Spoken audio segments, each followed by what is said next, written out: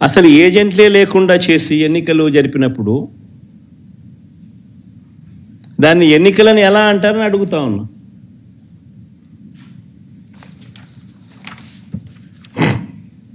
నిజంగా డెమోక్రసీలో ఉన్న ప్రతి ఒక్కరూ కూడా దీని గురించి ప్రశ్నించకపోతే, దీని గన ప్రజాస్వామ్యాన్ని కాపాడుకోలేకపోతే, గొంతు విప్పకపోతే ప్రజాస్వామ్యం ఇంకా బతకదు.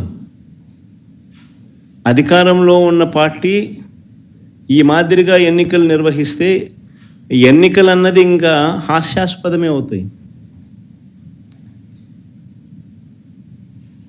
ఎన్నికలు పెట్టాల్సిన ఎన్నికలు ఇంకా ఏం జరపాల్సిన పనులా, ఇంకా మన ఇష్టం గుద్దుకోవడమే. అని ఎన్నిక అని చెప్పి చెప్పాల్సిన పని కూడా. రాష్ట్రంలో ముఖ్యమంత్రి స్థానంలో ఉన్న చంద్రబాబు నాయుడు గారు నిజంగా అందరికన్నా బాధ, అన్నిటికన్నా బాధ ఆయనతో చేతులు కలిపి అంటగాగుతా ఉన్న తన ఎల్లో మీడియా.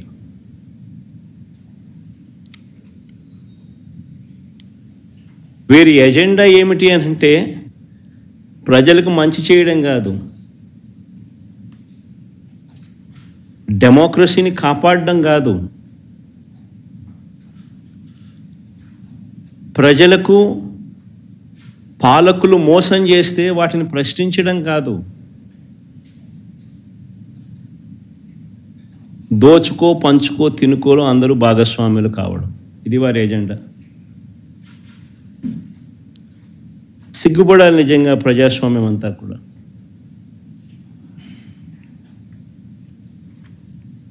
ఈరోజు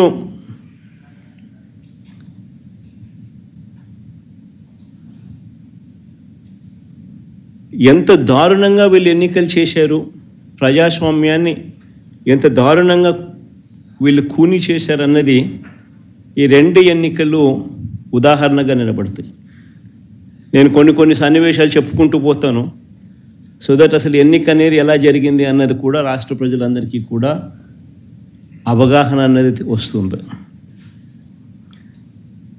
బందిపోటు దొంగలు ఉంటారు చూసినారా, డెకాయిట్స్. ఇంతకుముందు అదేదో ఏం వ్యాలీ అది, చంబల్ వ్యాలీ అని వింటా అంటాం. ఈరోజు నిజంగా దాన్ని మరిపించినారు.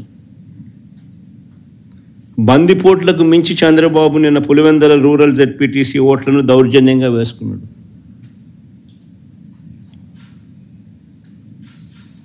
సాక్షాత్తు పోలీసులు దాన్ని దగ్గరుండి ప్రోత్సహించారు.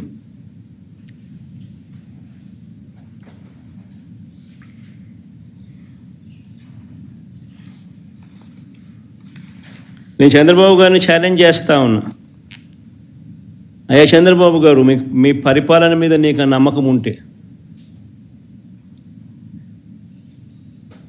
మీరు మంచి చేశారు ప్రజలకన్నా అన్న విశ్వాసం మీలో ఉంటే, ప్రజలు మీకు ఓటు వేస్తారు అన్న నమ్మకం మీకుంటే,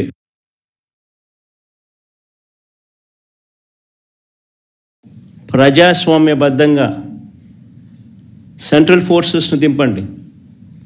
central forces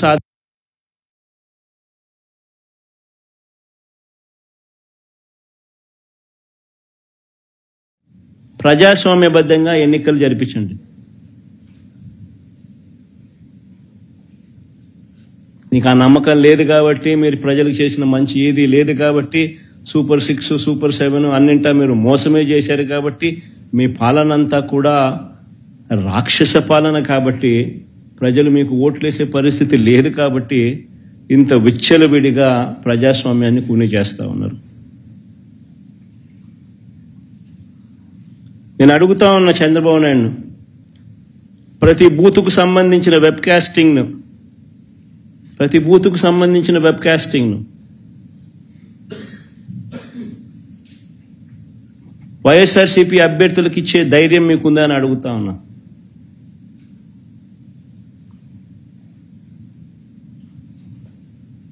polling booth ఆవరణల్లో CC ఫుటేజ్ను ఇచ్చే ధైర్యం మీకుందా అని అడుగుతా ఉన్నా.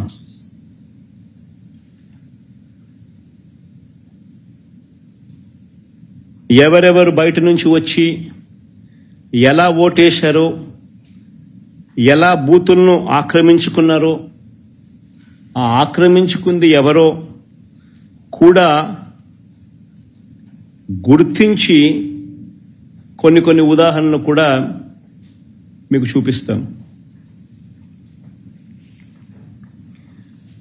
ఇలాంటి అడ్డగోలు రాజకీయాలు చేసే నాయకుడిని లీడర్ అనరు, మాబ్స్టర్ అంటారు లేదా ఫ్రాడ్స్టర్ అంటారు.